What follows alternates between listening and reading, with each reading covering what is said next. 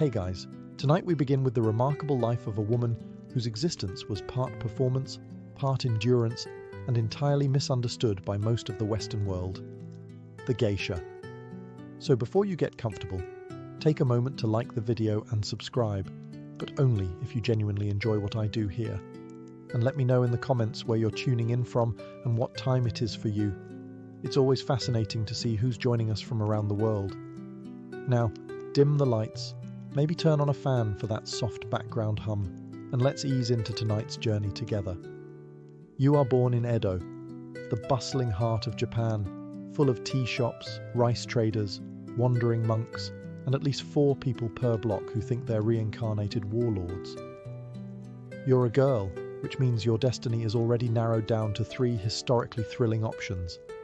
Marry someone dull, become a nun, and live with regret, or enter the Okiya, the geisha house, and spend the next 2 decades pouring tea for drunk aristocrats while pretending it's empowering. You are 6. You still think bugs are interesting, and you have no idea that your parents have made a decision. You're going to be a geisha.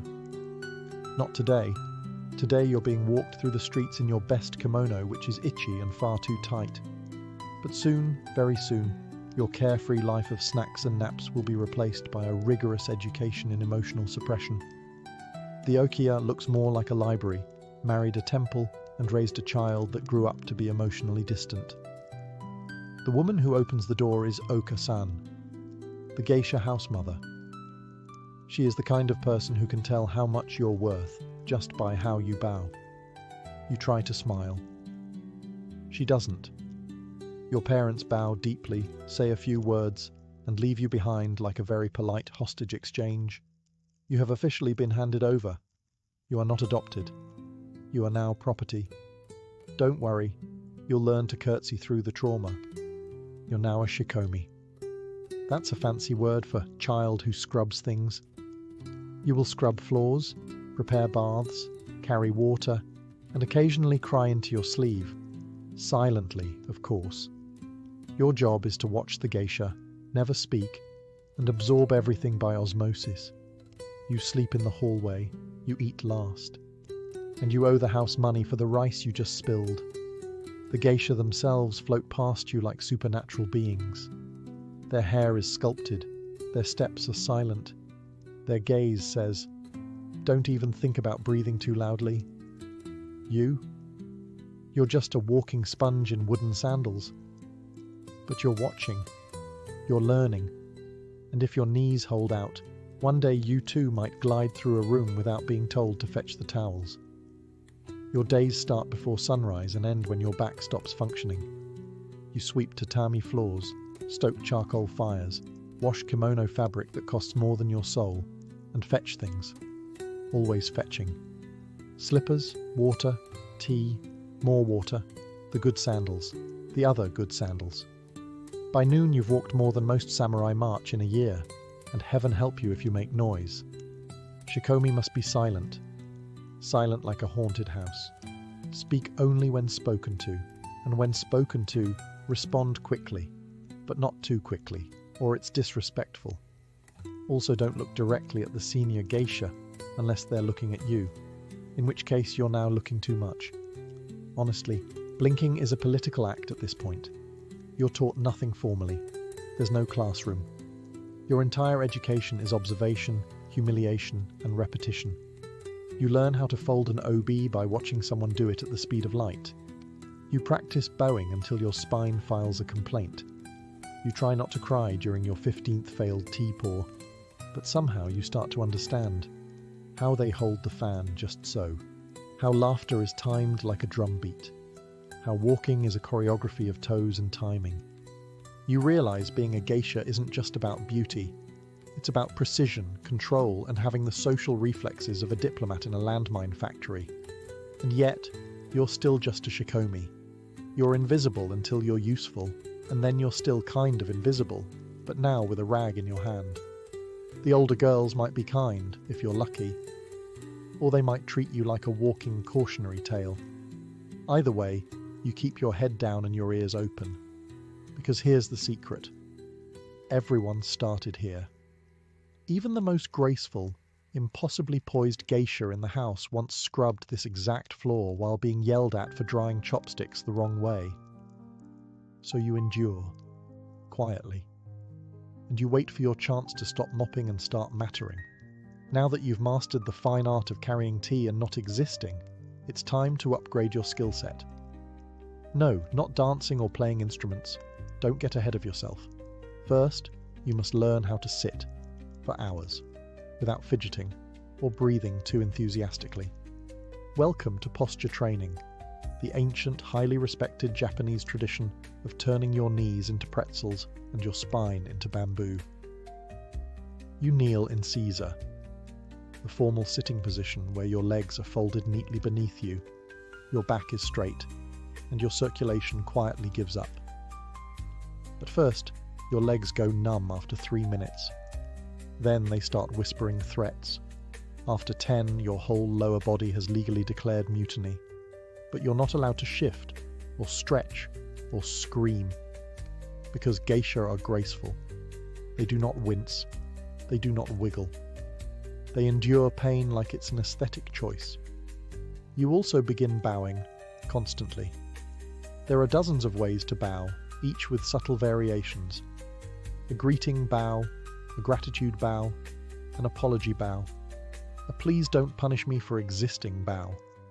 You learn to lower your head to precisely the right angle, hold it for precisely the right number of seconds, and rise with a smoothness normally reserved for rice paper unfolding in a breeze.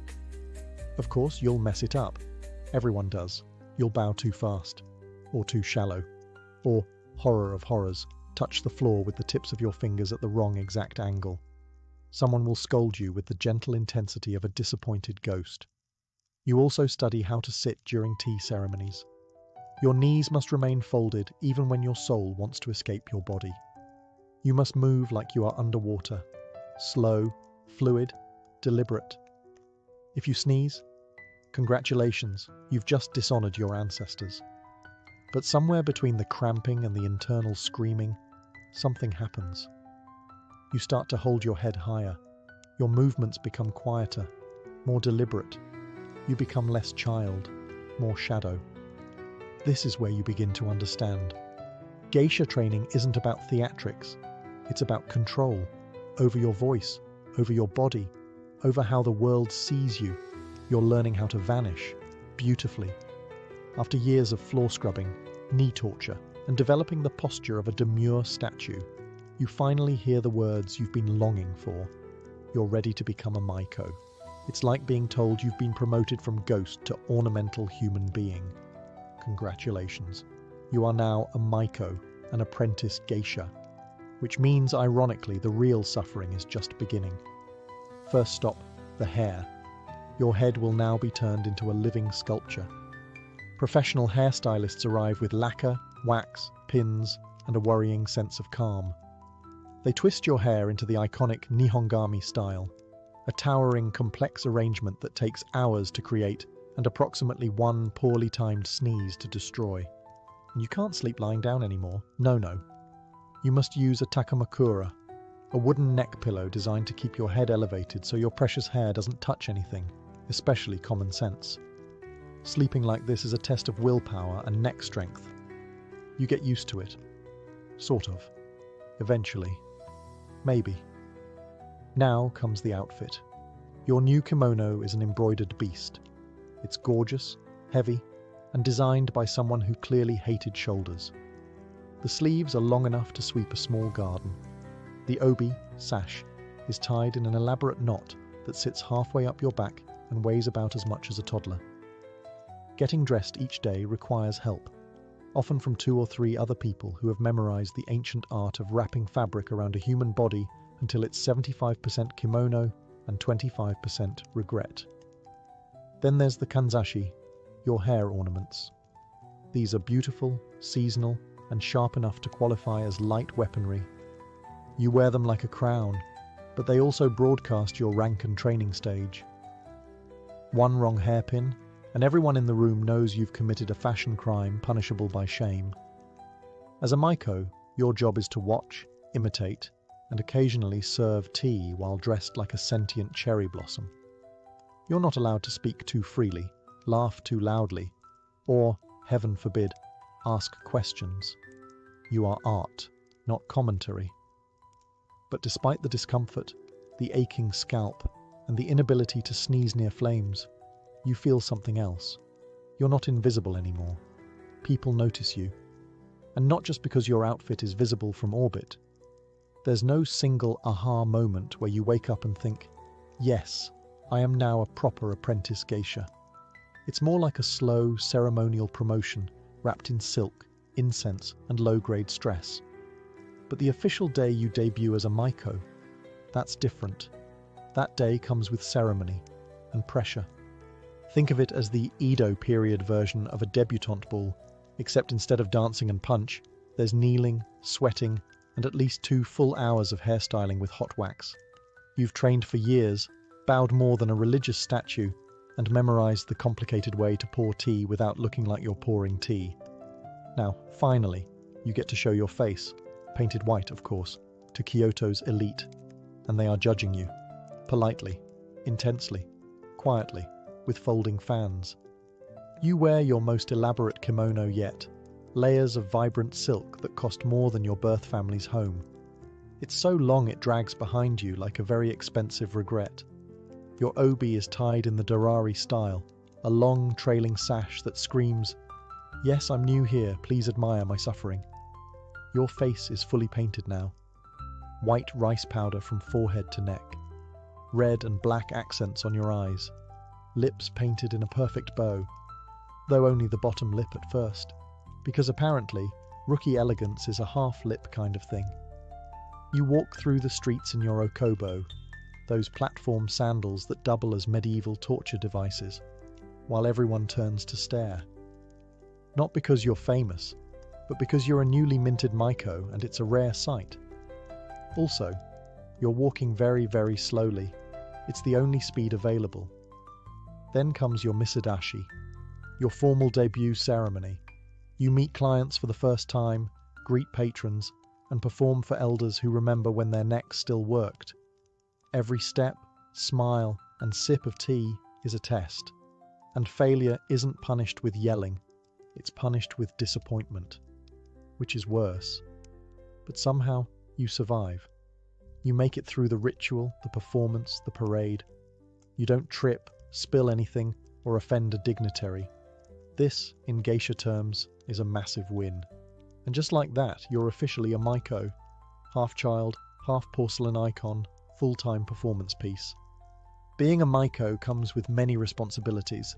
Pouring tea, dancing, pretending not to hear creepy innuendos, but none of them compare to your most sacred daily ritual, the face. Your makeup routine is now a full-scale military operation. Step 1.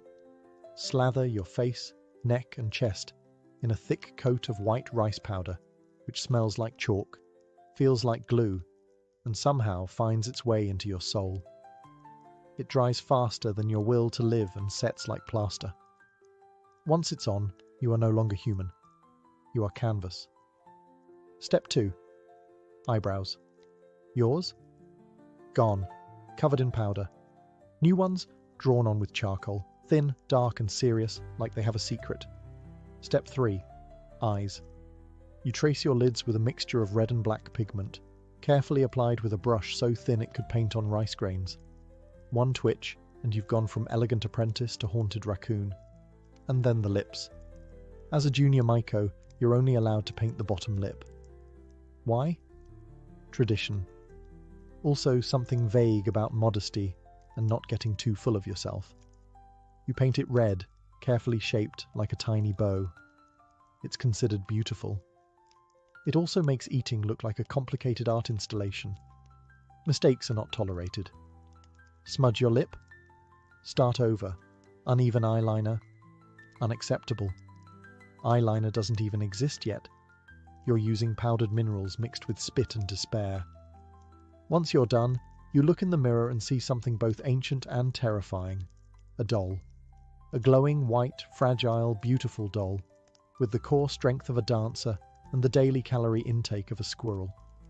But here's the thing. Beneath the mask, you're learning power. This look commands attention. It says, I'm tradition wrapped in performance, and I will judge your clumsy chopstick technique. The makeup isn't for vanity, it's for armor. It separates you from ordinary women. It tells everyone that you're here to perform, not participate. It also tells your pores that they are no longer needed. Hope you weren't too attached to breathing through your skin. You don't wear this face for yourself. You wear it so others forget you're only 15 and start treating you like art. At first glance, you might think the geisha's greatest tools are her beauty, her kimono, or possibly the sharp metal hairpin she keeps purely for decorative purposes. But you'd be wrong. Her real weapons are twofold, the shamisen and the ancient Japanese art of making awkward men feel interesting. You learn the shamisen, a 3-stringed instrument that looks like a weaponized spatula and sounds like a melancholy banjo. Playing it requires grace, rhythm, and fingers that don't cramp like salted squid. You practice for hours daily, producing noises that begin as cat in distress and gradually evolve into respectable ambiance. Your teachers are merciless. 1 missed note earns you a sigh. 2 missed notes earns you a raised eyebrow. 3 missed notes and you're sent back to tune the instrument until it sounds less like a kitchen accident. But music is only half the equation. The other half? Conversation. You're not just learning how to talk. You're learning how to talk around things, how to flatter without lying, how to suggest without promising, how to keep a man engaged in dialogue without letting him realize that you're mentally organizing tomorrow's dance routine while nodding politely. You practice subtlety like it's a martial art. If a client mentions he's rich, you smile softly and change the topic to the moon. If he tries to flirt too boldly, you compliment his taste in sandals and offer more sake. You are the queen of graceful deflection. And oh, the poetry. You memorize hundreds of poems about flowers, rivers, and heartbreak. You can quote Basho while pouring tea and still have enough bandwidth to notice who's had too much to drink. All while keeping your back straight and your voice 1 octave higher than your internal screaming. By now, you've realized that being a maiko isn't about entertaining. It's about managing emotion, your own, your clients, the room's. You read moods faster than you read syllables. You know when to laugh, when to pause, and when to pretend you didn't hear something horrifying. This is your new life. Half musician, half therapist, all performance. And the scary part? You're getting really good at it. Ah, yes. The dana. The word sounds elegant, vaguely mysterious, and just polite enough to hide what it actually means. A wealthy male patron who supports your career with the strings of obligation, woven so tightly they could double as a noose. You hear about the concept early on. A dana, they say, is a respected man who appreciates the arts, funds your training, and helps with the extravagant costs of kimono, hair ornaments, and general survival. In return, you're expected to keep him company, make him feel important, and ideally not run screaming into the night. It's not romantic. This isn't a Jane Austen novel.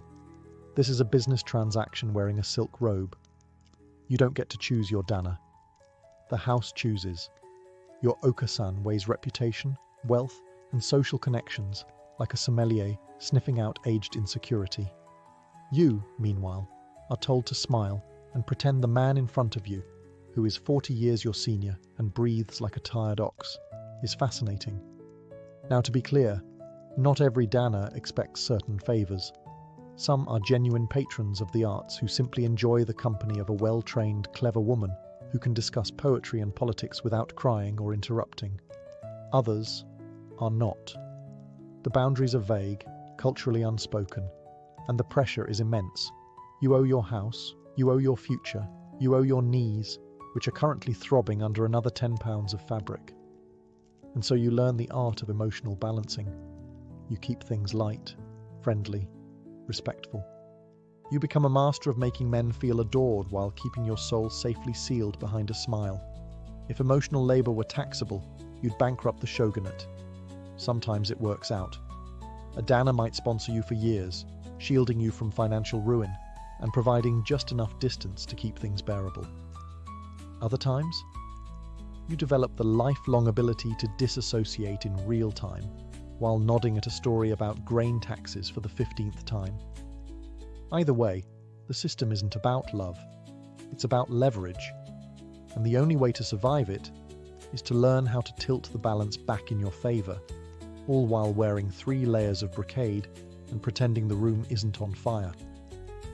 One day, someone hands you a pair of shoes that look like small wooden buildings and says, "Put these on."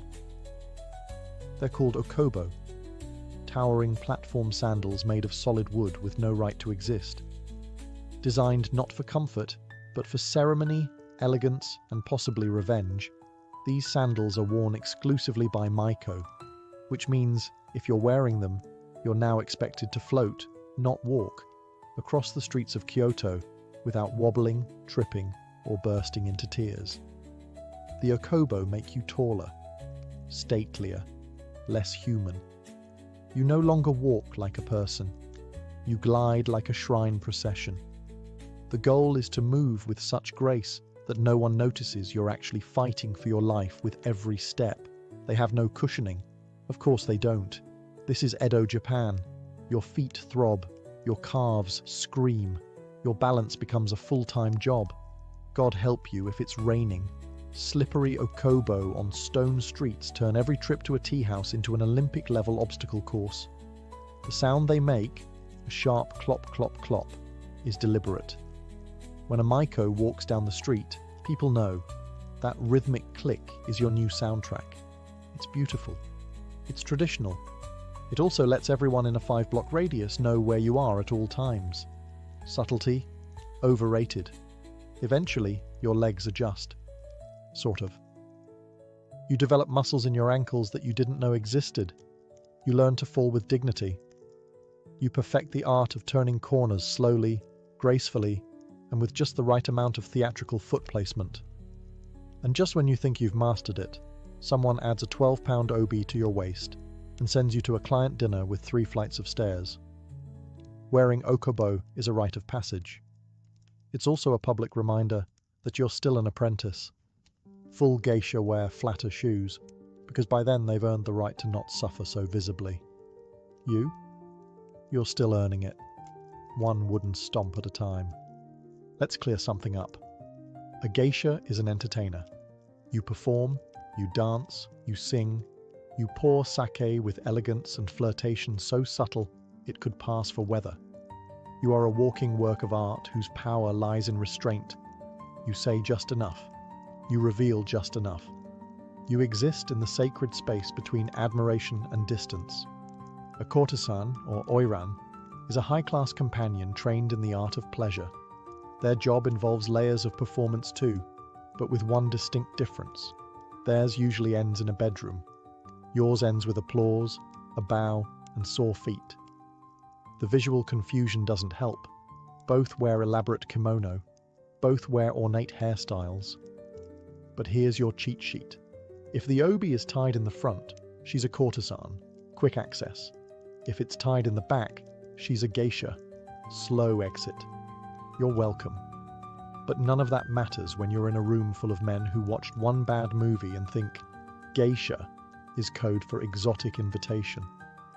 So you develop a skill, the art of politely correcting someone while making them feel like they taught you something.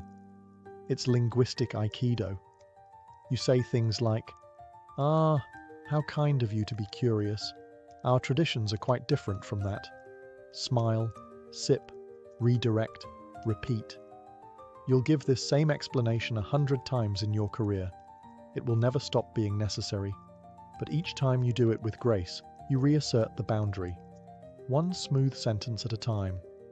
Because being a geisha means never losing your cool, even when someone mistakes you for something you're not. Again, as a Maiko, and eventually a geisha, you are expected to master music, dance, etiquette, and the delicate skill of looking delighted while listening to a man talk about rice tariffs for 2 hours. But your most useful, and least taught, skill? Saying no.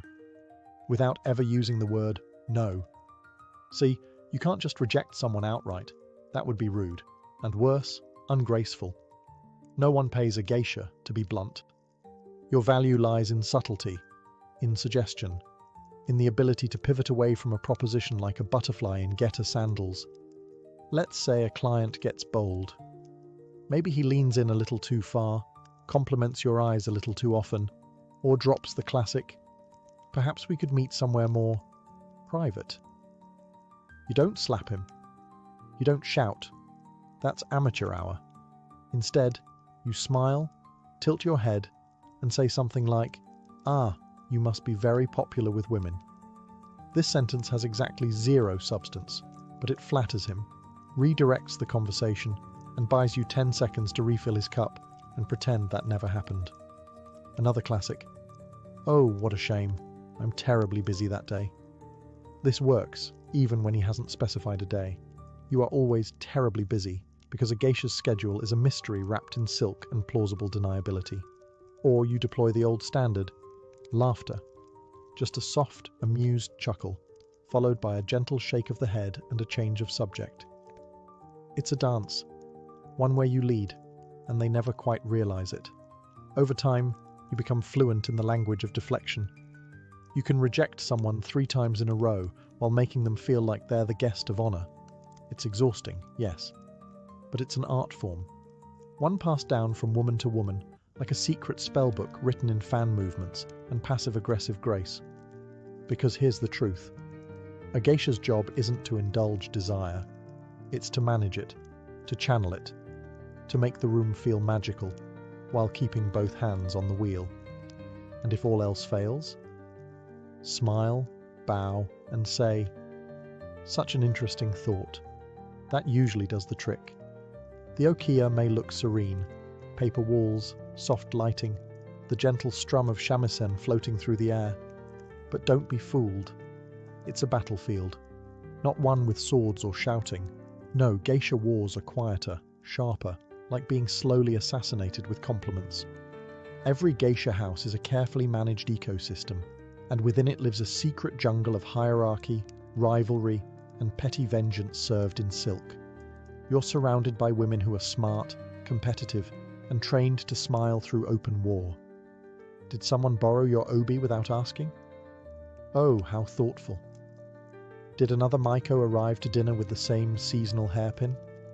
How coincidental. Did your shamisen solo suddenly get reassigned to someone else last minute? Just a misunderstanding, the kind that somehow always benefits the more popular girl. You learn quickly. Not all smiles are kind. Not all compliments are real. And never, never leave your cosmetics unattended. There's a code, of course. You don't scream or slap. That's for the untrained. Here, revenge is served with poise. One extra syllable in a haiku. One wrong step pointed out politely during practice. A subtle whisper to a client that maybe, just maybe, you heard something interesting about that other maiko's behavior at the last tea ceremony. Rumors in the okiya spread faster than fire on a paper lantern. You try to stay above it, of course. But eventually, you'll get pulled in. Maybe you're the new favorite. Maybe your dance was too good. Maybe someone's just in a mood, and suddenly your sandals are missing. Coincidence? Surely. You survive by learning to be gracious, strategically. You master the art of complimenting someone while implying the opposite. Your new kimono is so bold. I could never wear something so daring. Eventually, you'll rise above it. Literally. As a full geisha, you'll outrank the apprentices and get your own room, your own clients, and fewer accidental spills on your outfit. But until then, welcome to fan wars. They're silent, they're ruthless, and they're fought with grace, timing, and an occasional well-placed eyebrow raise. You don't need armor here. You need a mirror, a memory, and the ability to say thank you like it's a warning. After years of kneeling, bowing, smiling, and resisting the urge to scream into your obi, the day arrives. You are no longer a maiko. You are now a geisha. The transformation is subtle. No dramatic parade, no congratulatory fireworks. You simply wake up one day, and instead of being the girl in training, you are the standard everyone else is training toward. And weirdly, your knees still hurt. Your wardrobe changes. Gone are the vividly coloured, high-sleeved maiko kimono that made you look like a walking flower arrangement. Your new look is more subdued, more elegant, like you've finally earned the right to dress like someone with opinions. Your hair, thank the gods, it's no longer a weekly sculpture made from wax and willpower. You now wear a wig. Yes, a wig. It's heavier than your head and still takes half a salon and a miracle to style, but at least you can sleep like a normal human again, which is to say, poorly and on a futon. But the biggest shift? You now perform alone. You don't follow anymore. You lead. You're expected to host, entertain, and charm without assistance. Your shamisen solos are longer. Your conversations are wittier. You must be calm, poised, and, above all, in control. Clients no longer see you as cute. They see you as powerful. Not in a sword-wielding, castle-burning way, but in the way that a single raised eyebrow can derail an entire conversation. You've mastered subtlety. You've weaponized grace. People listen when you speak. Or rather, when you choose to speak. Because geisha know the true art of power. Silence used sparingly. And with this new status comes new burdens. You must mentor the younger maiko. You must smile at clients you've already smiled at 1,000 times. You must carry the weight of legacy, of expectation, of thousands of years of cultural performance. But deep down, something's different now. You're no longer pretending. You've become the person the Okiya sculpted you into. Not just a woman in a kimono, but a living symbol of refinement, mystery, and perfectly calculated emotional labor. You are no longer in training. You are the tradition. So, you've survived. You've danced, poured tea, smiled through centuries of tradition, and avoided tripping in Okobo long enough to reach the unspoken chapter in every geisha's story. What now? Because here's the secret no one tells you.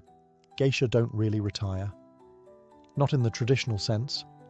There's no ceremony where someone hands you a gold fan and a thank you note. You don't get a pension. You just gradually fade from the spotlight like a candle burned all the way down. Some geisha transition into teachers. You become the one correcting someone's bow angle with a single look. You demonstrate the shamisen for the 100th time, knowing full well the maiko in front of you is thinking about lunch. You've become the legacy, the living proof that grace ages well and outlives fashion. Others become house mothers, the okasan. Yes, her. The woman who once judged your bow like it was a criminal offense. And now it's you standing by the sliding door, inspecting the new shikomi with the expression of someone wondering if the rice pot is burning. You run the house. You make the rules. And you decide who rises, and who cleans the entryway again until they learn how to walk without sounding like a stampede. Some geisha marry, discreetly, strategically. Maybe even to a former dana who's still breathing and has the good manners not to ask what everything costs. You trade one form of performance for another, the art of smiling through domesticity. But many geisha simply continue. Slower, quieter, but still sharp. You host more intimate gatherings. You become less about performance and more about presence. You say less, but it means more. Your nod can shift the tone of a room. Your absence becomes noticeable. There's no grand exit, no final curtain call. You just shift into shadow, still wrapped in silk, still moving like a poem with ankles. And even when your public appearances grow rare, your name stays, passed on by younger geisha who still practice the gestures you perfected long ago. By now, your knees are permanently shaped like tatami mats. Your back straightens on instinct. Your voice, always melodic, holds weight. Not because it's loud, but because it rarely needs to be. You are no longer just a geisha. You are memory made visible. You won't find your name carved in stone or printed in textbooks. You won't trend. There's no viral clip of you pouring tea with surgical elegance or reciting waka poetry between shamisen chords. But your legacy isn't the kind that needs volume. It lives in the next girl, kneeling too long on aching legs, trying not to smudge her lip paint as she perfects a half-smile that hides exhaustion and radiates charm. It lives in the way the fan opens, crisp, precise, and silent, a gesture older than most empires. It lives in the quiet spaces between words at a party, where your presence still shifts the atmosphere, even if no one remembers your debut date or the name of the client who bought your first seasonal comb. Your job was never to be loud. It was to be unforgettable in ways most people wouldn't know how to explain. To captivate, not seduce. To suggest, not declare. To turn a dinner into a ceremony and a glance into a statement. And through it all, you survived. You survived the training, the weight of tradition, the shoes that tried to kill you. You survived assumptions, competition, the clients who mistook performance for permission, and the rumours that never seemed to fade as fast as they were invented. But most of all, you survived elegantly. In a world that demanded perfection and silence, you created space for self-possession. You carved out a life that was both performance and resistance, all while never raising your voice. And maybe no one will say your name out loud when they tell the story of Kyoto. But someone will sip tea just so. Someone will walk in kimono without rustling. Someone will smile with an unreadable gaze and say, just enough, and not a word more. And in that moment, you'll still be there. Not as a ghost, but as legacy. Forget candlelit dinners or moonlit serenades. In ancient Sumer, the birthplace of civilization, marriage was less about romance and more about record-keeping. Love was optional. Contracts were not. Sumerians, who lived over 4,000 years ago in what is now southern Iraq, were the first people we know of to formalize marriage with written agreements. And by written, we mean pressed into wet clay using a stylus. These were not declarations of eternal affection. They were binding economic transactions. The cuneiform tablet often spelled out exactly what each party was bringing into the union. And no, unconditional love was never one of the listed assets. The bride came with a dowry, livestock, textiles, servants, or land. The groom's family might toss in a bride price, which was less a gesture of goodwill and more of a deposit. If the marriage failed, the tablet made it clear what was forfeited, refunded, or repossessed. Yes, Sumerian marriages came with early versions of prenups. Your love life could be audited. But the Sumerians didn't stop at cold transactions. Marriage was a cornerstone of maintaining social order. Women were expected to be loyal and fertile. Men were expected to provide and protect, or at least not embarrass the family at public rituals. Infidelity, especially by the wife, could be punished harshly, including death by drowning. Divorce? Allowed, but only if you could prove just cause. We grew apart wouldn't cut it. Weddings themselves were modest affairs, no Instagram-worthy decor or white veils. The couple would move in together and perform rituals, possibly invoking deities like Inanna or Enlil, but the real marriage began when the community recognized the union and the contract was filed like an ancient tax return. The Sumerians viewed marriage less as a personal journey and more as a civil duty. Your union was a cog in the machinery of inheritance, agriculture, and divine order. Your spouse? A partner in social strategy. A teammate in a world where surviving floods and feeding goats took precedence over candle-lit poetry. In ancient Egypt, marriage wasn't just sanctioned by society, it was mirrored in the heavens. The gods themselves were married. Isis and Osiris, Nut and Geb. Even chaos had a soulmate. Egyptians believed that divine pairs maintained cosmic balance, and human marriages were expected to do the same. That's a lot of pressure for a couple trying to keep the household cats from eating the sacred grain. Marriage was seen as the ideal social state. A man was expected to marry young, ideally before he could do too much damage as a bachelor.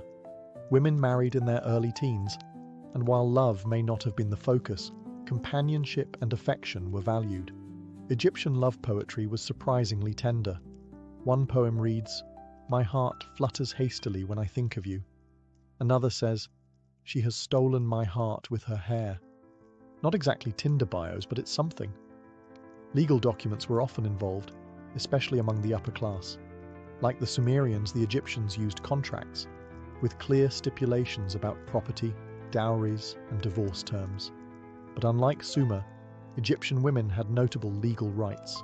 They could own property, initiate divorce, and sue their husbands for neglect. Queen or not, an Egyptian woman could drag her husband to court if he failed to provide bread, beer, or, crucially, oil.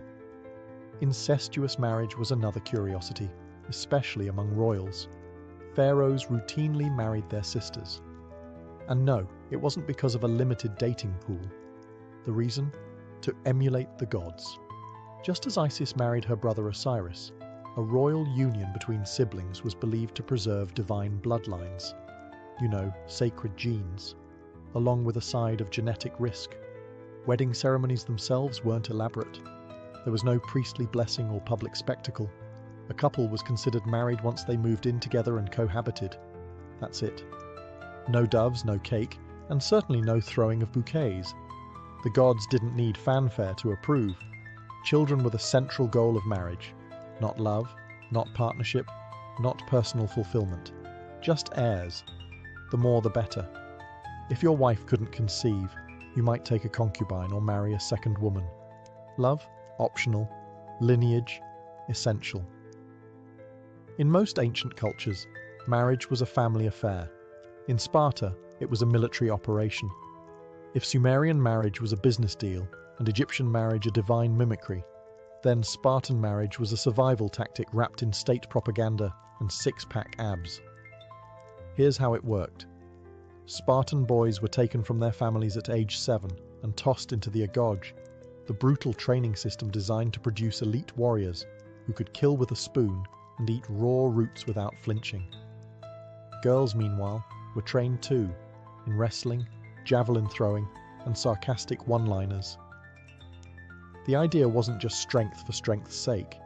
It was about producing healthy offspring. A weak child was a liability. A strong child was a future Spartan. So marriage wasn't about candlelight or meeting the one. It was state-mandated breeding. The state even scheduled the ideal marriage age, around 30 for men, early teens for women. Romantic, no? The wedding ceremony was as strange as you'd expect from people who thought iron bars made good currency. Here's how it went. The bride's head was shaved, and she was dressed in a man's cloak and sandals.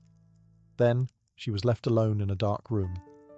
The groom would sneak in at night, consummate the marriage, and then sneak back out before sunrise, returning to his all-male barracks. Yes, even after marriage, Spartan men didn't live with their wives. The relationship was built on secrecy and quick visits, like ancient Tinder with a curfew. Why all the cloak and dagger? The idea was to keep desire alive. Too much familiarity might make men soft, and softness had no place in Sparta. The mystery kept the spark going, or so the logic went, though modern therapists might have questions. Despite the odd rituals, Spartan women had more power than most ancient counterparts. They could own land, run estates, and insult men in public without being executed. Love poems weren't popular, but wit was. Spartan women were famously sharp-tongued. One told her husband, "Come back with your shield," or "on it." That's basically the ancient Greek version of "don't embarrass me." In ancient India, marriage was more than a personal union. It was a sacred duty, a spiritual journey governed by dharma, the cosmic law. Rooted in the Vedic tradition, marriage was considered one of the key rites of passage, a samskara, necessary for fulfilling one's responsibilities to family, ancestors, and society. Marriage was not entered into lightly. It wasn't merely a contract between two individuals, but a bond between two families, two lineages, and sometimes two entire villages. It was meant to uphold Varna Dharma, the social and moral order, ensuring stability through caste alignment, ritual propriety, and mutual obligation. Arranged marriages were the norm, and horoscopes played a central role in matching partners. astrologers examined the alignment of stars and planets to determine compatibility. The idea was that cosmic harmony would lead to earthly peace. A good match was believed to bring prosperity, not just to the couple, but to the entire household. The wedding ceremony was a complex, symbolic ritual centered around Agni, the sacred fire. The couple would walk 7 steps, the Saptapadi, around the fire, taking vows at each step to nourish one another, to grow in strength, to share in wealth, to be righteous, to raise strong children, to enjoy the seasons of life together, and to remain lifelong companions. With these steps, the two were considered spiritually united. The wife, known as Stridharma Patni, was expected to be both a partner and a moral guide. She managed the household, performed religious duties, and was central to preserving the family's ritual purity. Her role, though domestic, was seen as spiritually vital. The husband was expected to protect, provide, and uphold Dharma through his own conduct. Polygamy existed, especially among the elite, but monogamy was considered ideal. Widows were expected to lead a life of austerity, although practices varied over time and region. The controversial custom of sati, where a widow self-immolated on her husband's pyre, was rare in ancient times and emerged much later, largely outside Vedic ideals. In ancient China, marriage was not a private affair. It was a deeply structured institution rooted in Confucian principles, ancestral worship, and family hierarchy.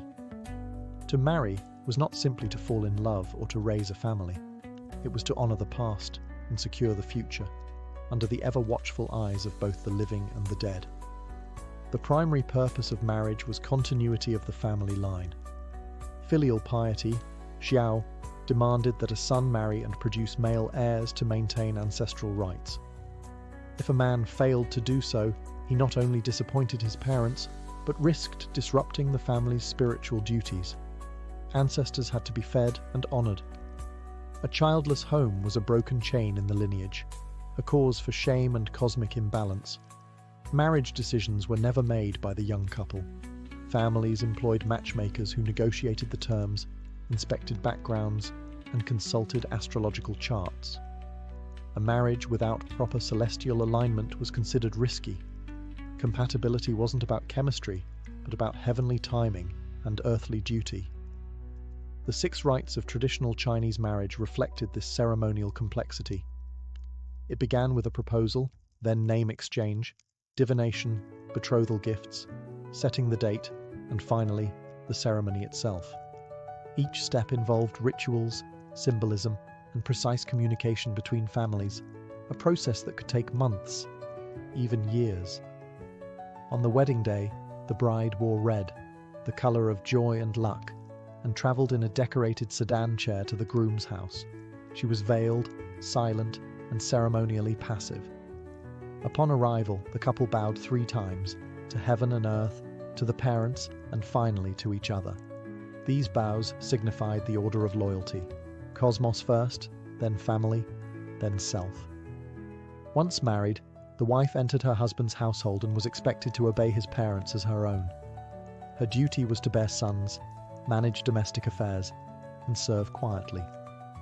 While some women gained respect with age or motherhood, their position remained within a clearly defined patriarchal framework. Divorce was rare and shameful. A man could dismiss his wife for disobedience or infertility, but a woman had no such right. The marriage bond, though revered, was unbalanced in power. In ancient Japan, marriage was shaped not by centralized law or religious doctrine, but by centuries of evolving customs, regional traditions, and a profound reverence for nature and ancestors. Rooted in Shinto beliefs, the indigenous spirituality of Japan, marriage was less about formal contracts and more about purity, harmony, and social cohesion. Shintoism teaches that kami, divine spirits, inhabit all things: rivers, trees, mountains, and even people. A harmonious marriage, therefore, was seen as aligning oneself with the natural order. Purity and ritual cleanliness were essential in every major rite of passage, and marriage was no exception.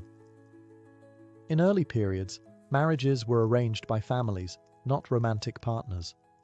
The goals were practical: alliance building, land consolidation, and continuation of the household line, especially in elite families. However, compared to neighboring cultures, Japan afforded women a relatively higher status in ancient times. Women could inherit property, manage estates, and wield influence within the household. The typical marriage followed a process known as muko-iri, or groom entering the bride's household. In this custom, the groom moved into the bride's family home, a reversal of the more common patriarchal traditions elsewhere in Asia. This reflected the importance of matrilineal continuity in some regions, especially among powerful families. Over time, however, this gave way to yome-iri, where the bride joined the groom's household, a shift that aligned with growing patriarchal norms. Shinto wedding rituals focused on purification and reverence. The couple would participate in a sansankudo ceremony, drinking sake in 3 sips from 3 cups. Each sip represented a bond between the individuals, between their families, and between their spirits. There were no vows in the Western sense, but the symbolism spoke of unity and mutual respect. Unlike rigid legal systems in other cultures, early Japanese marriage customs were flexible. Polygamy was practiced among elites, but not institutionalized. Divorce, while frowned upon, was possible, especially in cases of infertility or incompatibility. However, public harmony and family honor were always prioritized. The act of separating had to be handled with discretion. In ancient Rome, marriage was not simply a personal milestone. It was a civic institution, intertwined with law, class, and public duty. Romans treated marriage as a reflection of the social order, where alliances were forged, property was transferred, and lineage was preserved under the watchful gaze of the state and the paterfamilias, the male head of the household. Marriage in Rome was categorized into different legal forms. The most traditional was cum manu, where the wife left her family and came under the legal authority, or manus, of her husband or his father. She was no longer legally part of her natal family and became akin to a daughter in her husband's household. Her property became his. This form, however, gradually faded in favor of sine manu, in which the wife remained under the authority of her father and retained greater legal independence. This shift reflected evolving attitudes and the increasing economic power of elite Roman women. Marriage ceremonies were marked by ritual and symbolism. The bride wore a flame-coloured veil called the flammeum, and her hair was parted into 6 locks with a spear, a nod to tradition and the martial roots of Roman culture. The joining of hands, dextrarum junctio, symbolized the union, and offerings were made to household gods, especially Juno, the goddess of marriage. A formal procession led the bride to her new home, where she was welcomed with fire and water, emblems of purity and life. For Roman elites, marriage was a political tool. Senators and nobles used marriages to cement alliances and secure influence. Personal affection, while not irrelevant, was often secondary. Even emperors arranged marriages for political leverage, frequently disregarding their own preferences. Women in Roman marriages were expected to be modest, loyal, and dedicated to running the household. However, Roman women, especially under sine manu marriages, could own property, inherit wealth, and even initiate divorce. Divorce was common and socially acceptable, provided it was handled with dignity. "Where you are, Gaius, I am Gaia," the bride would once vow. But if things soured, parting ways was often as swift as declaring intent before witnesses. For the ancient Hebrews, marriage was not just a social contract, it was a sacred covenant guided by divine law. Rooted in the traditions of the Hebrew Bible, marriage was a cornerstone of religious life, lineage, and moral order. It was a relationship that reflected not only human connection, but also the enduring bond between the people of Israel and their God. Marriage was viewed as essential to fulfilling the commandment to be fruitful and multiply. It was expected of all men, and early marriage was the norm. Love, while valued, was not the foundation. obedience to God and duty to family took precedence. A proper marriage preserved tribal identity, secured inheritance rights, and maintained the purity of the community. Arranged marriages were standard, negotiated between families with a focus on kinship ties, reputation, and property. A bride price, the mohar, was paid by the groom to the bride's family, not as a purchase, but as a formal gesture of commitment and compensation. Women often married in their early teens, while men were slightly older, having established the means to support a household. Ceremonies were domestic affairs, often taking place in the bride's home and followed by a celebratory feast. The rituals emphasized joy, continuity, and blessings, with wine, singing, and the reading of sacred texts. A written ketubah, marriage contract, outlined the husband's responsibilities to provide food, clothing, and conjugal rights. It also protected the wife's financial interests in case of divorce or widowhood. Though patriarchy defined much of Hebrew society, women held an honored position within the family structure.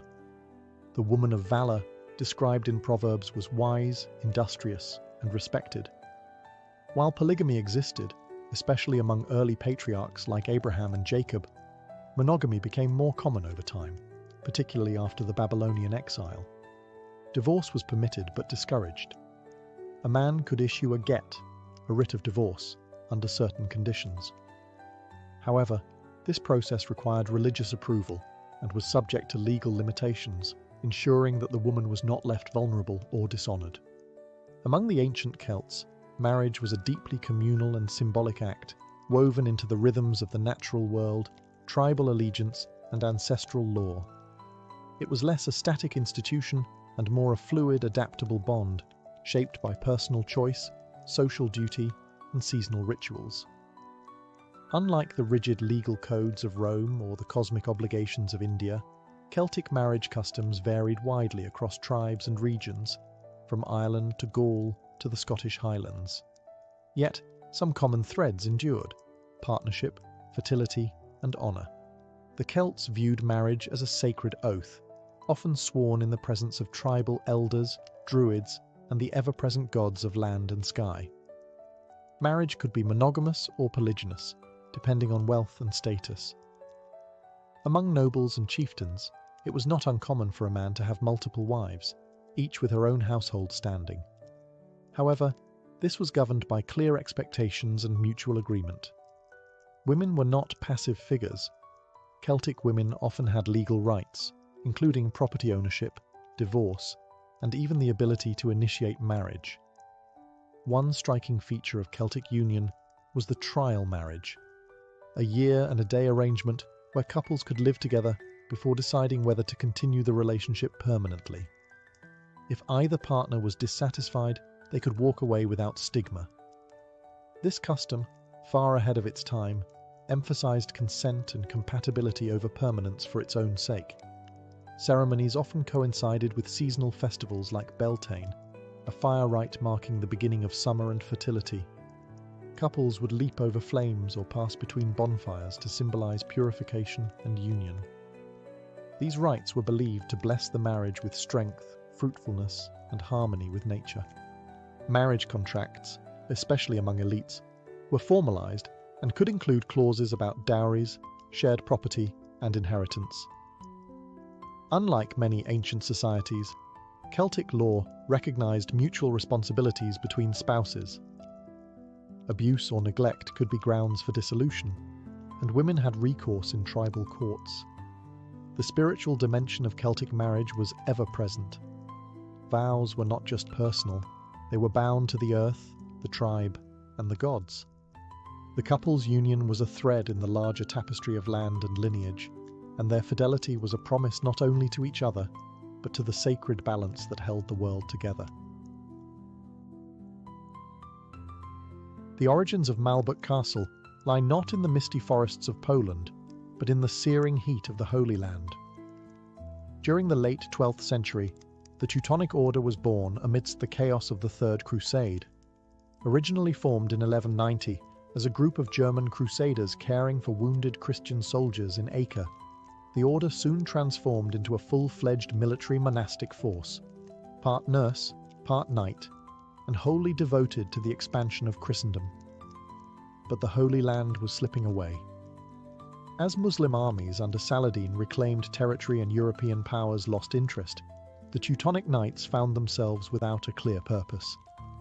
Their zeal remained, but the battleground would shift. In 1226, the Polish Duke Conrad of Mazovia saw an opportunity. Plagued by raids from pagan Prussian tribes to the north, he invited the knights into his lands, offering them territory in exchange for protection and conversion of the Baltic peoples. The Teutonic Knights agreed, but they had ambitions far beyond missionary work. With papal backing and imperial approval, they began carving out their own theocratic state. In this war-torn frontier, the sword would spread the cross. Brick by brick, they laid the foundation of a new stronghold to anchor their rule. Marienburg, later known as Malbork, Mary's Castle, named in honor of the Virgin Mary, patroness of the order. Construction began in 1274, and from the start it was meant to awe. This was not merely a fortress, it was a declaration. Built in the distinctive red Gothic brick style of Northern Europe, it rose from the banks of the Nogat River like a crusader's dream cast in stone. Its walls would not only keep out pagans and rebels, they would proclaim the spiritual and military might of the knights to the entire region. Malbork was more than a castle. It was a base of operations, a monastery, an administrative centre, and a symbolic heart of a rising religious empire. The warrior monks were no longer foreign guests. They were rulers now. And this castle, still in its infancy, would one day become the largest fortress in the world by land area, and a bastion of medieval power that still endures. By the late 13th century, Malbork Castle was no longer just a strategic foothold. It was evolving into a monumental expression of power, faith, and architectural ambition. Rising from the flat lands of the Vistula Delta, it stood defiant and unmistakable, a fortress built not of stone, but of brick, the bold material of the north. In an age where most castles clung to limestone and granite, Malbork's red Gothic walls radiated both innovation and intimidation. The Teutonic Knights didn't simply want a stronghold, they wanted a sacred fortress, where war and worship could exist side by side. The layout reflected this duality. The complex was built in 3 sections: the High Castle, the Middle Castle, and the Lower Castle, each walled and fortified, each serving distinct purposes. The High Castle, the spiritual core, housed the chapel, the chapter house, and the monks' quarters. This was where the knights lived, prayed, and planned. The architecture was designed with religious symbolism in mind. Narrow windows let in filtered light, casting long shadows on cold stone floors. Vaulted ceilings rose like cathedral arches. Defensive features doubled as spiritual metaphors. Height meant nearness to God. Darkness and light symbolized divine truth against the chaos outside the walls. Malbork wasn't just meant to endure siege, it was meant to inspire awe. The Holy Virgin Church, nestled within the High Castle, featured stained glass, intricate tile work, and a statue of the Virgin Mary that towered over the outer walls. Every turret, passageway, and tower was laid out with intent. Nothing was wasted, nothing left to chance. Even the latrines drained cleverly into the Nogat River, a reminder that the knights brought order and cleanliness to a land they viewed as wild and unconverted. As the 14th century dawned, Malbork continued to expand. Craftsmen, labourers, and stonemasons worked year-round. Local peasants were often conscripted to supply food, timber, and manpower. Meanwhile, the fortress became the administrative and spiritual nucleus of the Teutonic Order's growing state. More than just a castle, Malbork was a statement, a brick-and-mortar sermon declaring that the Order was here to stay, both as warriors and as monks. It was faith clad in armour, a monastery wrapped in battlements, and it had only just begun to grow. As the 14th century progressed, Malbork Castle was no longer simply a military base. It had become the epicenter of a growing theocratic empire. From this formidable brick bastion, the Teutonic Knights expanded their control across the Baltic, transforming what was once a campaign of conversion into a full-scale colonization of territory, people, and resources. The order operated like a cross between a kingdom and a corporation. Its Grand Master, essentially both Pope and King within the realm, ruled from Malbork with the aid of a strict monastic hierarchy. Beneath him were knights, priests, and lay brothers, all bound by vows of poverty, chastity, and obedience, yet managing vast estates, trade routes, and tax systems. Their goal wasn't only religious, it was territorial consolidation. Forests were cleared, towns were built, paganism was driven underground or destroyed. Malbork was both the symbolic and logistical heart of this effort. Here, the chapter house met to deliberate on policies, elect new Grand Masters, and decide on matters of war and diplomacy. The castle's fortified treasury guarded gold, silver, and relics, all acquired through tithes, trade, or conquest. Its armories supplied swords and armor for new crusades into Lithuania and beyond. With its influence growing, the order styled itself as a civilizing force. Roads and bridges were constructed. Trade flourished along the Vistula River. German settlers were encouraged to migrate, establishing towns with Gothic cathedrals and markets modelled on the Holy Roman Empire. The region became known not for its pagan past, but for its rigid order, under the strict rule of the Black Cross. But with power came enemies. Poland and Lithuania, still largely pagan and fiercely independent, resisted the order's expansion. While some converted willingly, others fought bitterly against forced baptism and foreign control. The borderlands became battlegrounds. Raids were frequent. Tensions simmered. Still, from the safety of Malbork's thick walls, the Teutonic Knights seemed invincible. At its height, the Teutonic Order controlled vast stretches of land stretching from the Baltic Sea deep into Eastern Europe, and at the very centre stood Malbork, no longer just a castle but the capital of a religious state, a monument to faith, power, and imperial ambition. But ambition rarely goes unchallenged. By the dawn of the 15th century, the seemingly unstoppable rise of the Teutonic Order had begun to provoke dangerous resentment. From its brick towers and iron gates, Malbork Castle presided over a domain forged in conquest and enforced through faith. But the knights had made powerful enemies, most notably the newly united kingdoms of Poland and Lithuania. In 1386, a seismic shift occurred. The Grand Duke of Lithuania, Jogaila, converted to Christianity and married the Polish queen, becoming King Władysław II Jagiełło of Poland. With this union, Lithuania, the last pagan stronghold in Europe, embraced Christianity, removing the order's core justification for its crusade. The ideological ground beneath the Teutonic Knights began to erode.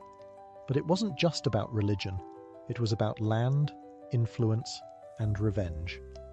Lithuania had long resisted the order's invasions. Poland had territorial disputes.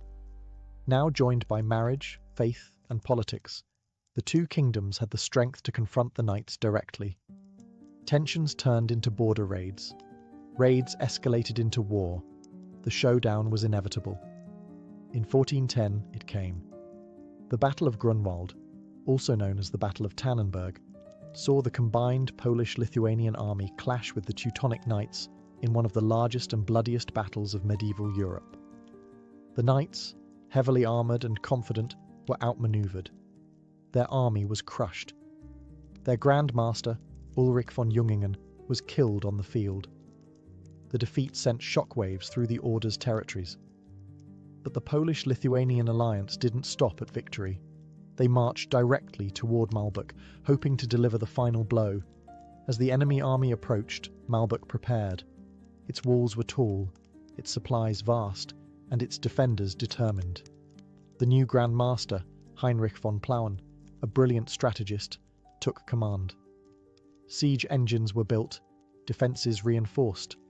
Archers took their posts. For 2 months, The Allied armies tried to breach Malbork's defences, but the castle held. Arrows rained from battlements, boiling oil spilled from murder holes. Disease and supply shortages plagued the attackers. Eventually, the besiegers withdrew. Though bruised, the order survived. For now. But Grunwald marked the turning point. The aura of invincibility was gone, and while Malbork's walls had withstood the siege, the empire they guarded had begun to crack. Though Malbork Castle had survived the siege of 1410, the Teutonic Order was never the same. Their decisive loss at the Battle of Grunwald had shattered the illusion of dominance. The once rising tide of their theocratic empire began to recede. Their territories remained vast, their fortress impenetrable, but their grip on power was loosening, slowly, then all at once. The Order struggled under the weight of debt, war reparations, and internal unrest. To fund their defense and rebuild their armies, they imposed heavy taxes on their subjects, especially on the growing class of German-speaking merchants and townspeople. But loyalty had its limits. Discontent simmered across Prussia, fueled by economic hardship and the increasingly autocratic behaviour of the knights. In 1454, the situation erupted. A powerful confederation of Prussian nobles and cities, fed up with the Order's rule, appealed to King Casimir IV of Poland to incorporate their lands into the Polish crown. The king agreed, sparking the 13 Years' War, a brutal, grinding conflict that would decide the fate of Malbork and the Teutonic state. At first, the Order held fast. Malbork remained their jewel, their stronghold, but the tide had turned against them. The Polish army, backed by the rebellious Prussian League, pushed deep into Teutonic territory. Unable to pay their mercenaries, the knights made a fatal mistake. In 1457, facing bankruptcy, the Teutonic Orders hired troops at Malbork, largely Bohemian mercenaries, sold the castle to the Polish king, not with swords or siege towers, but with silver. Poland walked through Malbork's gates, not as conquerors, but as buyers. The greatest fortress in Christendom had changed hands without a battle. The Teutonic knights retreated to Königsberg. Their state, though not entirely destroyed, was fractured and humiliated. Malbork, once the nerve centre of a militant order, was now a royal residence of the Polish monarchy. From this point on, it would serve kings, not crusaders. The fall of Malbork marked the collapse of the Order's imperial dreams. Their fortress had stood against catapults, sieges, and swordplay, but in the end, it fell to economics and betrayal. The age of the warrior monks was over, and the brick walls that once echoed with prayers and battle plans now whispered of decline. With the fall of the Teutonic Knights in 1457, Malbork Castle entered a new era, no longer the domain of Crusader monks, but now a jewel in the crown of the Polish monarchy. King Casimir IV Jagiellon, who acquired the fortress through payment rather than conquest, recognized Malbork not only as a military asset, but also as a potent symbol of Polish ascendancy over Teutonic decline. Malbork became one of the royal residences of the Polish kings, particularly valued for its size, strategic location, and grandeur. Though it had been built for defense and monastic discipline, its architecture lent itself surprisingly well to courtly life. The once austere halls of the knights were softened with tapestries and banners. Grand receptions and diplomatic gatherings replaced chapter meetings and war councils. The castle was integrated into the royal Prussian territories, which were semi-autonomous but loyal to the Polish crown. This placed Malbork at the heart of a multicultural and economically vibrant region. The castle's administrative functions shifted accordingly. Its armories gave way to treasuries, and its watchtowers monitored trade routes rather than warpaths. Under Polish rule, Malbork underwent selective renovations. New wings were added, and defensive features were updated to reflect the changing nature of warfare, particularly the rising threat of gunpowder. Cannon platforms and bastions were integrated into the older Gothic structures, blending medieval design with Renaissance pragmatism. Yet for all its prestige, Malbork's role as a royal residence was seasonal and ceremonial. The Polish kings maintained their primary court in Krakow or Warsaw, visiting Malbork occasionally to oversee affairs in Prussia or host visiting dignitaries. The castle became a symbol of unity and triumph, a reminder of Poland's victory over the Order and its expanding influence in the Baltic region. Despite its reduced military significance, Malbork remained a key stronghold in the defence of northern Poland. It was garrisoned, maintained, and respected, but it was no longer feared. The fortress had traded its monastic discipline for courtly ceremony, its warlike purpose for political prestige. Still, beneath the banners and fine garments, the thick walls and deep moats remained, silent, enduring, and waiting. Though the kings had come, the castle's days of peace would not last forever. By the early 17th century, Malbork Castle once again found itself caught in the crosswinds of war. This time, not as a symbol of rising power, but as a coveted prize in the geopolitical chessboard of Northern Europe. The Swedish-Polish Wars, part of a broader struggle for dominance around the Baltic Sea, would test the fortress anew. Sweden, under the ambitious kings Gustavus Adolphus and later Charles VI Gustav, sought control of the Baltic coastline, the so-called Dominium Maris Baltici. Poland, with its sprawling but decentralized commonwealth, stood in the way. The wars between the two powers were long and bitter, driven by religious divides, dynastic rivalry, and the race for regional supremacy. In 1626, the Swedes invaded Royal Prussia. Their disciplined, modernized army quickly advanced, capturing key cities and ports. Malbork, with its thick walls and strategic location along the Nogat River, became a major objective.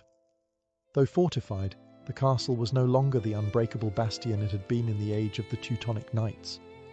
Cannon fire, now more powerful and accurate than ever before, could batter down even the sturdiest Gothic walls.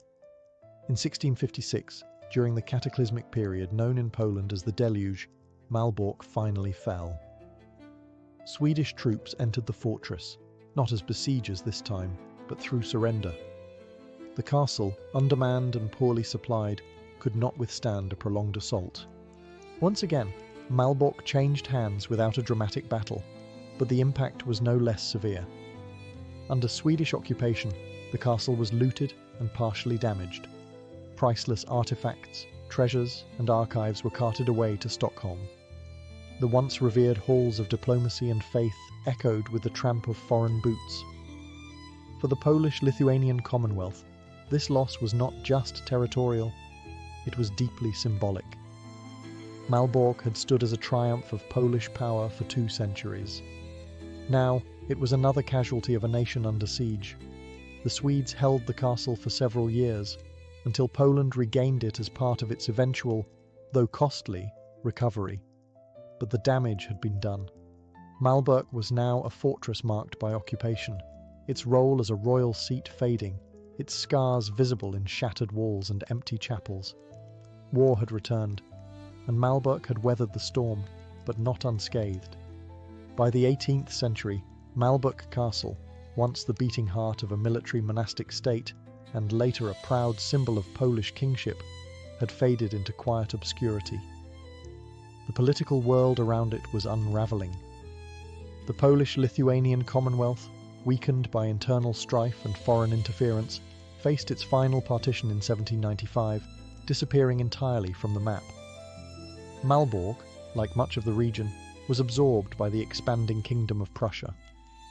Under Prussian rule, the castle's strategic importance had all but vanished. Gunpowder warfare had rendered medieval fortresses largely obsolete. Malbork was no longer a royal seat, no longer a symbol of conquest. It was a massive, aging structure that was too expensive to maintain and too awkward to modernize. The Prussian authorities found new, mundane uses for its vast halls and echoing chambers. The chapel where Teutonic knights had once prayed became a warehouse. The refectories turned into barracks.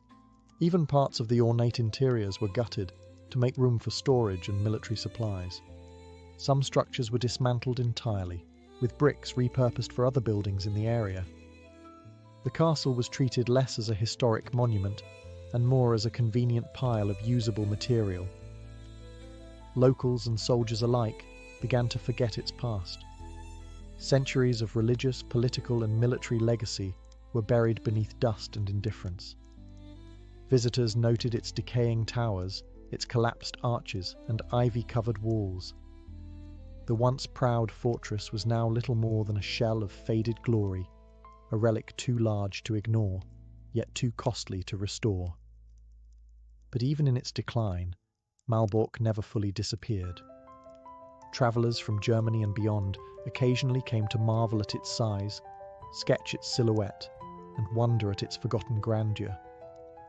Romantic-era artists and thinkers, enchanted by medieval ruins and stories of chivalry, began to see the castle not as obsolete, but as timeless, a frozen echo of a more heroic age. Still, the castle remained largely neglected, no longer defended, no longer ruled, no longer celebrated. Malbork stood in silence. The walls that had once rung with battle cries, processions, and royal decrees now held only dust, shadows, and memories. It would take a new century, a rising interest in national identity, and a wave of historical romanticism to breathe life back into its weathered bricks. In the 19th century, Malbork Castle's long silence was finally broken. As nationalism swept through Europe, so too did a newfound reverence for the medieval past. Ruins became relics. Forgotten fortresses became touchstones of cultural pride. For the Germans, now seeking a unified identity, Malbork, or Marienburg as they called it, emerged as a symbol of Teutonic strength and romanticized knighthood. The restoration began in earnest in the 1800s, led by Prussian architects and historians who saw in the decaying bricks not just a structure, but a story. Detailed studies were conducted. Gothic motifs were carefully reimagined. Sections were rebuilt with painstaking attention to medieval styles, though often with a touch of 19th century artistic license. The process wasn't always historically accurate. Some elements were idealized rather than authentic, but the spirit of revival was strong. Malbork became a national monument of the German Empire. Paintings, operas, and textbooks depicted it as a cradle of Teutonic glory. German emperors visited, and ceremonies were held in its great halls. It was no longer just a castle.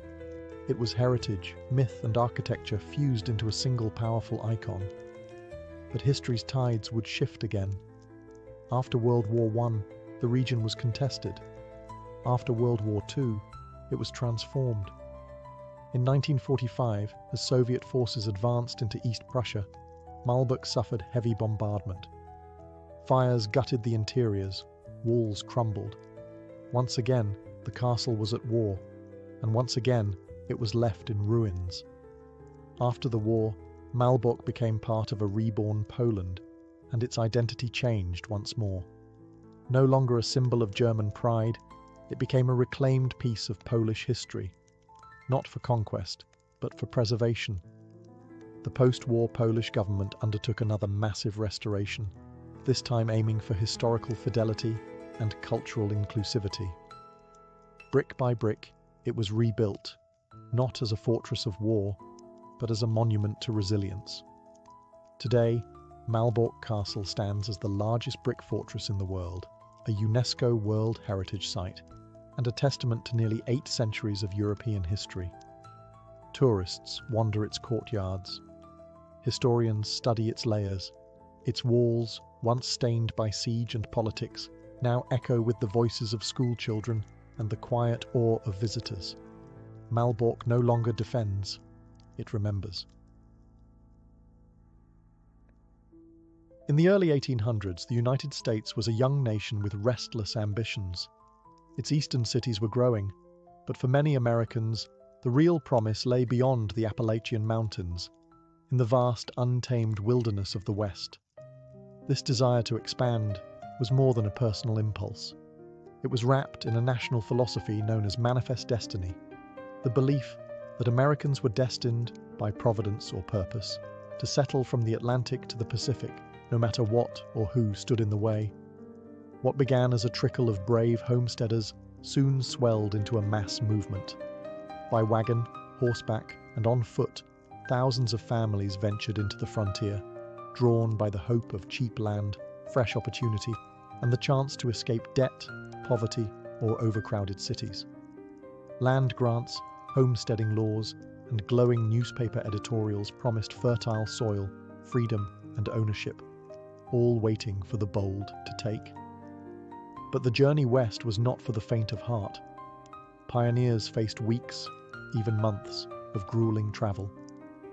Trails like the Oregon Trail, Santa Fe Trail, and California Trail became lifelines across mountains, rivers, and plains. Supplies were packed tightly into wagons, which served as both transportation and temporary homes.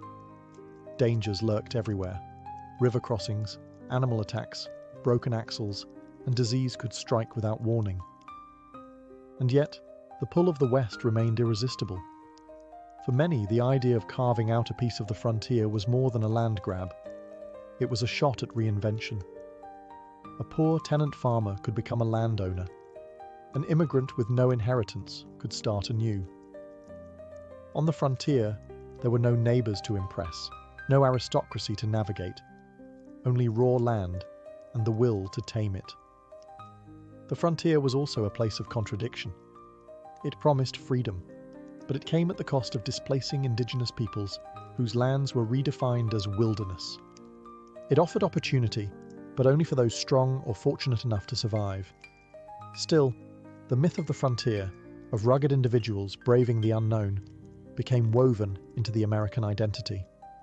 And for those first pioneers, life on the frontier was not just a dream. It was a gamble taken 1 mile, 1 river, and 1 wooden wheel at a time.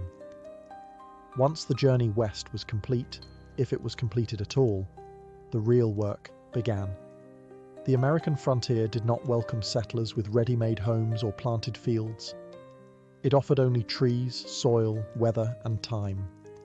For pioneers, establishing a homestead meant transforming raw wilderness into a space that could sustain life, starting with the most basic necessity, shelter. A log cabin was the structure of choice, not for comfort, but for practicality. Trees were abundant, and tools were few. A family might arrive at their chosen plot with little more than an axe, a wagon of supplies, and sheer determination. First, they cleared the land. Then came the notching and stacking of logs, fitted without nails, secured with mud and moss. Roofs were often made of split logs or thatched grass. Windows were rare luxuries. If present, they were small and often covered with greased paper instead of glass. Inside, life was harsh but purposeful. One-room cabins housed entire families, sometimes a dozen people or more, all under the same roof. Privacy was nearly non-existent. Cooking was done over open hearths, and smoke often filled the cramped space. Bedding might be straw stuffed into cloth sacks. Furniture was rough-hewn and homemade. Every item served a function. There was no room for decoration, only survival. But even in these difficult conditions, life began to take shape. Gardens were planted, small livestock raised. Children gathered firewood and fetched water from nearby streams. Women cooked, preserved food, spun cloth, and tended to illness. Men hunted, trapped, built fences, and defended the homestead when necessary. Each season brought new labour, planting, harvesting, chopping wood, preserving food for winter. Rest was rare, neighbours were few and far between, but when they did exist, they were invaluable. Frontier families often worked communally, raising barns together, helping each other during childbirth, or gathering for seasonal harvests. Survival depended not only on independence, but also on a fragile web of mutual aid. On the American frontier, nature was both provider and adversary. While the land held the promise of bounty, it offered nothing freely. Every meal, every warm fire, every drop of clean water had to be earned through sweat, skill, and endurance. There were no markets, no electricity, no stocked pantries, only what could be grown, gathered, hunted, or preserved. Food was a daily concern, not a convenience. In the early months of settlement, many families relied on hardtack, salted pork, dried beans, and flour brought from the east. These supplies, though essential, dwindled quickly. The long-term solution was self-sufficiency. Gardens were planted as soon as the ground thawed. Corn, beans, squash, and potatoes were staples. Herbs were grown for both flavor and medicine. Nothing went to waste. A single failed harvest could mean hunger or worse. Meat came from the wilderness. Men and older boys hunted deer, rabbits, wild turkeys, and sometimes larger game like bison. Traps were set for smaller animals. Fishing in nearby creeks provided vital protein, especially during warm months. Every kill was a victory, every successful forage a small triumph over uncertainty. But nature's gifts came with danger. Bears, wolves, and mountain lions also roamed the land, and starvation was never far off in a bad season. Preserving food for winter was a skill that meant the difference between comfort and calamity. Smokehouses, root cellars, and drying racks were used to keep meat, vegetables, and fruits edible through the cold months. Women boiled jars of jam, cured pork with salt, and pickled anything that could fit in a barrel. Firewood was stacked high by autumn. The hearth was the center of warmth, cooking, and life itself.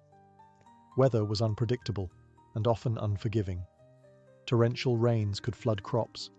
Blizzards could isolate families for weeks. Droughts turned gardens to dust. Lightning struck cabins. Tornadoes flattened them. Illness spread rapidly when water froze or spoiled. There were no safety nets, only preparation, luck, and resilience. While life on the frontier is often remembered as solitary and rugged, few pioneers truly lived in total isolation.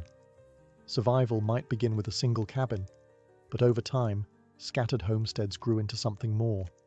Communities bound by necessity, trust, and the shared challenge of taming the land. Neighbours, though miles apart, were lifelines. In the absence of formal institutions, frontier families relied on one another. Barn raisings, harvests, log rollings, and quilting bees were more than chores. They were social events. A dozen men could raise a structure in a day. Women would prepare food, care for children, and offer news from miles away. These moments built bonds stronger than fences. They made survival a shared effort. Without newspapers, telegraphs, or town criers, news travelled by word of mouth. A travelling trader or a visitor from a nearby settlement could bring stories from hundreds of miles away. Political changes, rumours of war, sightings of native tribes, or news of a harsh winter coming. Such information passed from cabin to cabin like wildfire. When a family received a letter, it was often read aloud multiple times to friends and neighbours, becoming a shared window into the world beyond. Religion played a unifying role. Itinerant preachers, often called circuit riders, travelled long routes, delivering sermons in cabins, barns, or open fields. Families would walk for hours just to attend a Sunday service, turning it into a full-day event of prayer, song, and fellowship. Faith provided comfort and moral structure in a world where law was still taking root. Education was scarce, but valued. When enough children lived nearby, families might band together to build a one-room schoolhouse. A young woman or older child might teach, using a Bible, a slate, and whatever few books were available. Community events like spelling bees and holiday gatherings offered rare joy and a sense of normalcy amid the hardships. Life on the frontier was not only a struggle against nature, it was also a collision of peoples, cultures, and claims to the land. As settlers moved westward, they entered territories long inhabited by Native American tribes. For the pioneers, the land was a promise. For indigenous peoples, it was home. The result was a tense, often violent balance between conflict and coexistence. Some encounters were peaceful. Trade was common along major trails. Settlers exchanged metal tools, cloth or firearms for furs, food, and local knowledge. Native guides sometimes helped families navigate unfamiliar terrain or warned them of incoming storms. There were moments of genuine friendship, shared meals, gifts, and quiet understanding across the cultural divide. But these moments were fragile, and the pressure of expansion would strain them to breaking. As more homesteads appeared, so did tensions over land and resources. Settlers cleared forests, diverted water, hunted game, unaware or indifferent to the fact that these lands were deeply tied to the spiritual, economic, and ancestral life of native nations. Treaties were signed, then broken. Promises were made, then ignored. As a result, hostility grew. Raids occurred on both sides. Some settlers feared attacks at night. Homes were fortified, rifles kept close. Children taught to stay quiet and hidden. Stories of violence, whether exaggerated or true, travelled fast and stoked fear. At the same time, indigenous communities saw their lands shrink, their hunting grounds vanish, and their way of life threatened by unfamiliar laws and permanent fences. Militias were formed, forts were built. Entire conflicts erupted, from small skirmishes to full-scale wars like the Black Hawk War or the clashes along the Oregon Trail. Some native tribes chose to fight. Others tried diplomacy or moved further west, only to face more settlers in time. There was no simple resolution. Yet even amid conflict, instances of cooperation endured. Some Native Americans worked alongside settlers, married into families, or converted to Christianity. Some settlers adopted indigenous farming methods, herbal medicine, or winter survival techniques. The frontier was a place of blurred lines, not always war, not always peace. On the American frontier, survival was often credited to grit, strength, and resilience, and no one embodied these traits more quietly and completely than the women of the wilderness. While frontier tales often spotlight men blazing trails or fending off wolves, it was the labor, intelligence, and endurance of women that held frontier life together, day after grueling day. Women wore many roles, often at once. They were mothers, doctors, teachers, farmers, hunters, and protectors, expected to work from sunrise to long after sunset. A pioneer wife might begin her day kindling the fire, milking the cow, and preparing breakfast. From there, she churned butter, mended clothing, tended to children, gathered herbs, and maintained the garden. In emergencies, she delivered babies, dressed wounds, and sat beside the dying, with no formal training and often no help. Yet women were not confined to the home. Many worked the fields beside their husbands, chopped wood, or helped build cabins. Some hunted small game. Others drove wagons during the westward journey, managing oxen and navigating rugged terrain when men were injured or away. When widowed, which was not uncommon, they took on entire homesteads alone, raising children and crops with little more than raw determination. Women also brought culture, learning, and continuity. In isolated regions with no schools, they taught their children to read and write using family Bibles and borrowed books. They kept diaries, wrote letters, and recorded recipes and remedies, documents that later became rich historical records. Through them, we see the human side of the frontier, the longing for community, the struggle against loneliness, the quiet pride in a well-baked loaf or a warm quilt. They also formed the spiritual and emotional core of many frontier communities. Women organized prayer meetings, holiday gatherings, and mutual aid networks. When a neighbor was ill, they brought broth and comfort. When a child died, they dug the graves and mourned together. Their strength was not always loud, but it was ever present, steady as the hearth fire.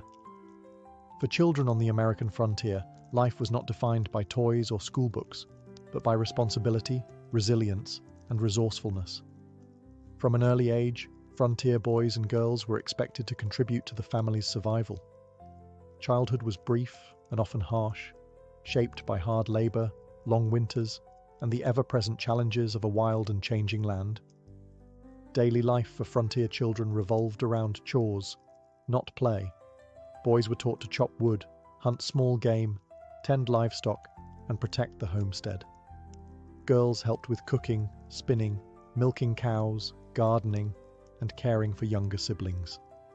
Children as young as 5 had tasks to complete before breakfast. There was little room for idleness when every pair of hands mattered. That said, childhood on the frontier wasn't entirely joyless.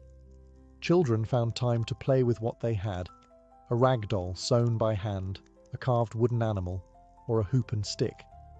They invented games using stones, sticks, or imagination, often drawing from stories passed down around the hearth. Social gatherings like harvests or barn dances offered rare chances for fun and interaction with other children, sometimes many miles away. Education was a privilege, not a guarantee. In many regions, there were no schools at all. Where schools did exist, they were often one-room cabins with a single teacher instructing children of all ages. Lessons were short, and school terms were often scheduled around planting and harvest seasons. Books were rare, paper even rarer. Children learned by reciting aloud, writing on slates, and memorizing verses, often from the Bible. Despite the hardships, frontier life instilled values that children carried into adulthood: self-reliance, discipline, thrift, and toughness. Children learned to care for animals, cook meals, and repair tools. Not for enrichment, but for survival. They witnessed birth, death, and nature's fury up close, often without protection or explanation. These experiences created a maturity far beyond their years. Winter on the American frontier was not a passing season. It was a test of everything a family had prepared for. When the first snow fell, the frontier changed. Trails vanished, rivers froze, trees stood bare, and the wind cut through even the thickest wool.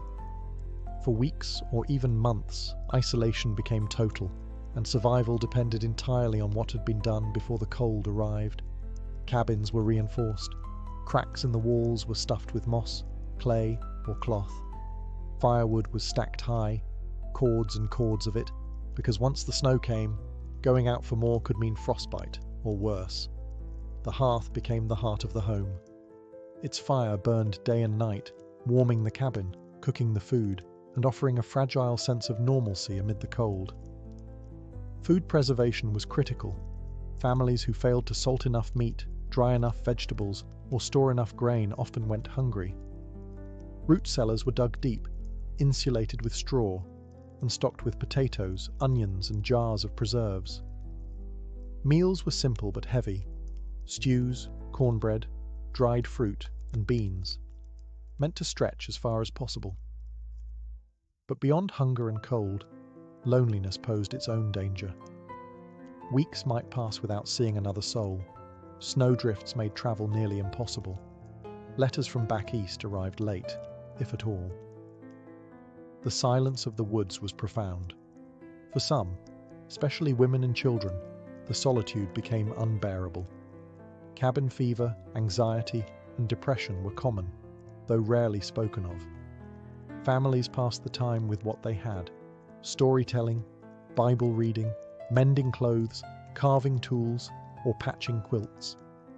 Children played quietly indoors, learning to entertain themselves without much space or distraction. Every day was measured by the fire's glow and the stores in the cellar. But even in the deepest cold, endurance took root. Winter was a season of waiting, for the sun to rise a little earlier, for the snow to melt, for the earth to soften again beneath tired boots. And when spring finally came, with its thawing creeks and returning birds, frontier families emerged from their cabins, thinner but alive. By the late 19th century, the American frontier had begun to fade. Railroads cut across the plains. Towns rose where once there was only forest, and the once vast wilderness was divided by fences and deeds. But the legacy of the frontier, its culture, values, and myths, endured long after the last wagon wheel creaked westward. The US Census of 1890 famously declared the frontier closed. The land had been settled, mapped, and claimed. Homesteads became farms, cabins became towns, and territories became states. What had once been a dangerous and unpredictable edge of civilization was now part of the nation's center. Yet the story of the frontier remained deeply embedded in American identity, shaped by those who had endured it. The people who settled the frontier left behind more than log cabins and split-rail fences. They left a national character built on self-reliance, perseverance, and innovation. The idea that one could carve out a life with their own two hands became central to the American dream. The frontier ideal romanticized hard work, personal freedom, and rugged independence, values still echoed in modern culture, politics, and folklore. But this legacy was complex. The same expansion that brought opportunity to settlers came at devastating cost to native peoples. Tribes were displaced, treaties broken, cultures disrupted or destroyed. The landscape itself was forever changed. Forests cleared, rivers redirected, wildlife hunted nearly to extinction. The triumph of the frontier came with irreversible consequences. Still, the stories endured. Frontier diaries, oral histories, and family legends kept the spirit of those early years alive. Pioneers became icons. Men like Daniel Boone and Davy Crockett, women like Laura Ingalls Wilder, representing courage and endurance. Their lives were transformed into books, songs, and, later, films. The reality was often harsher than the legend, but the myth carried meaning. Today, remnants of the frontier still stand. Weathered cabins, wagon ruts, and gravestones carved by hand. Museums and historic sites preserve the artifacts, but the truest legacy lies in the enduring sense of possibility that the frontier inspired, the belief that a person, no matter their origin, could start over, endure hardship, and leave something behind.